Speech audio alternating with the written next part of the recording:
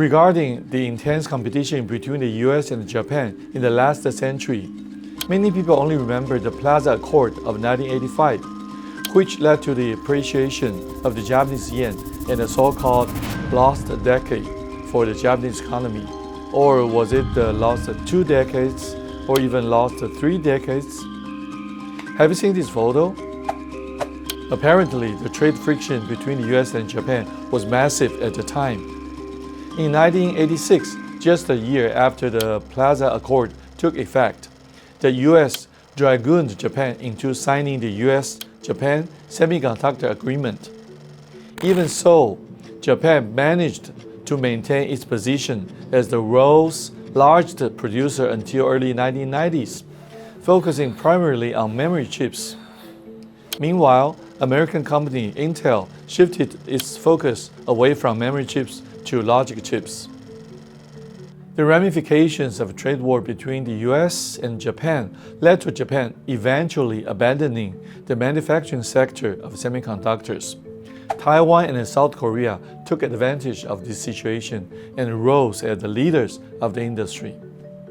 The national sentiment of dissatisfaction towards the United States is still deeply ingrained in Japan.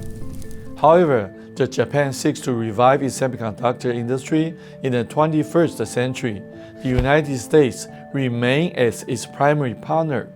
Why is that? 其实这样的一种的美日之间半导体摩擦，直接影响后面的这个全球的半导体的版图的发展。当然呢，对美国来讲，与日本在半导体上面的摩擦，也是美国亚洲战略的一环。在80年代，唯一可以被视为美国的未来竞争对手的国家，只有日本。日本也出了一本书，叫做《日本可以说不》，里面最核心的一个基础是，因为日本拥有美国所需的半导体的能力，所以它可以跟美国说不。这个当然就影响了美国对于日本的半导体产业的打压或者是限制。有很多的书都写着美日中叙一战，跟现在一样，中美中叙一战的氛围是非常非常相近的。老实说，日美半导体协议的确是对日本政府来讲，或者业界来讲是非常大的挫折。那个是日本半导体产业衰退的主要的原因之一了。当然还有其他的原因，但是呢，这次美国的要求是非常符合那个日本政府的想法，地缘政治方面也是，产业政治方面也是。这次美国的要求，日本政府应该认为并不是压力，反而是觉得一个好机会。So, is what the US demands from Japan any different this time? If so, what's the rationale behind them? 先ほどの質問ですね。かつてアメリカのその圧力によって日本の半導体が衰退をしていったと、今回も足をすくわれませんかということですけれどもですね、アメリカ自身に半導体の設計から量産までの技術はありません。ですからある程度サプライチェーンの組んでいくパートナーとしてですね、今回はコラボレーションが成立すると思うんですね。前は単なるライバルだったんですけども、このコラボレーションをするチームになっていると思うんですね。ですから、NVIDIA にしてもですね、あるいはIBM にしても設計とせいぜい開発まででそれを量産化していく技術はありませんし、もともとその技術を自分で益通感でですね、得ようとはしてませんから、 IBM が日本に期待したのも高度な設計の半導体を量産化していく技術、ものづくりの技術は日本にあると、そこはそれぞれのですね利害は一致するというふうに思っています。If the pressure from the US was not the sole factor that led to the lost decade, then Japan's own strategic choices at that time should also account for the downfall.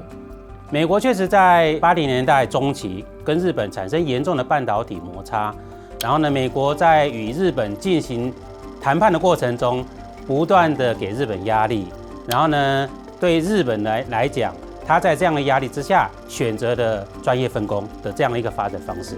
其实台湾跟韩国也是在日本的战略选择之下，半导体才快速发展的。Other than strategic choices, are there any other factors that we should take into consideration? In each country, there is a competition and there is cooperation. So it's the same. Yeah, actually, we faced with the US in more aggressive course in 1980s and 1990s. There are many opinions regarding the situation, but I personally think that we, in one sense, we were a bit overconfident. We could do by ourselves for everything. Yes, last century, overconfident. So that's why of course there were both competition and cooperation, but in that timing the concept of competition were too strong in my opinion. But now we lost major market shares in chip maker areas from 1980s to now. So considering the situation, it's totally different between now and 1980s. Of course, competition in international trade and the geopolitics are two sides of the same coin. As the Cold War ended and we entered into the 21st century, the world order is shaped by globalization initiated by the US. In the recent years, the US has gradually abandoned globalization and went for fragmentation. The diminished functionality of the WTO is a clear example of this shift. And it's not fair. So we're talking to world trade, we're talking to NAFTA, we're talking to China, we're talking to European Union. And I will say every single one of them wants to negotiate. 因为现在过去我们在讲的世界是平的，在讲的是一个地球村的一个状况之下，好像是必须是大家一起来合作。可是当我们在讲说从疫情之后，再包括了俄乌战争，再包括了以巴战争这样的一个整个状况出现之后呢，发生什么样的事情？发生了一个就是说，必须你要选边站。那选边站对于日本来讲，他现在唯一能够选边的地方，除了美国之外，他没有第二个选择，所以对他来讲，他必须要跟美国来合作，这也是必须要在尽弃前嫌的情况之下，让美国来帮助他一起来完成这整个半导体产业。All right, the past is the past. Now the situation has changed. Countries, regardless of their size and scale, must adjust their national strategies in accordance with the status quo. Regarding these adjustments, the greatest factor for the American strategic shift is the rise of China. Japan, being a neighbor to China, certainly recognizes this. Japan and all the Western countries, including Taiwan, we do need to maintain our lead and technical superiority against China because the emergence of China as the economic superpower, and we need to be competitive. So that's why what we have to do is not to be too internal, but rather to be open, to be cooperative. So that's why US is the major players to be collaborated, but US is not the only entity to be collaborated. Of course, European countries, European institutions, Taiwanese, Koreans. So again, there is both competition and cooperation, but we want to try to look for the opportunities to collaborate it. If Japan has no choice but to coalesce with the United States in terms of national security, how will this affect their decisions in the chip industry? What should Japan do? その際2つの信頼性ということが柱になります。1つ目の信頼性はですね、電子部品としての信頼性ですね。でそれはまさにTSMC の最も得意とするところです。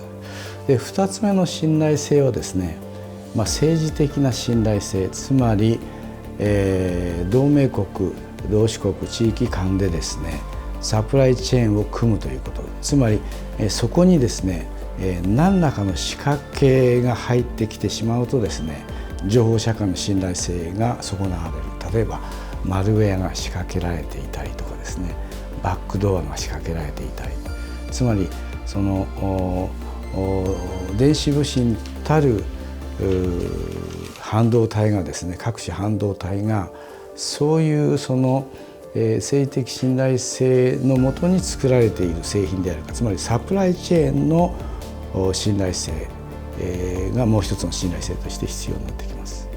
ですから、バイデン大統領がですね、この半導体チップの生産拠点としてアメリカと日本と韓国と台湾プラス EU ということを挙げたのはですね、サプライチェーンの信頼性、サプライチェーンの政治的信頼性がいかに大事かという証左だと思います。现在美国的战略的竞争对手已经从30年前的日本转为30年后的中国。那半导体依旧是美国最在意的一项科技产业或者关键零组件。从美日对于中国的这样的一种的算是竞争也罢，然后呢警戒也罢，自然而然就形成美日两国在半导体上面的合作。Can Japan achieve the goal of reviving its past glory in the chip industry just by aligning with the US? It may need another anchor to make sure it doesn't topple and fall when the waves hit, right? This will be the topic of our next episode. We will delve into Japan's dual insurance strategy for its semiconductor revival. If you enjoy our program, please give us a like and hit that subscribe button. See you next time.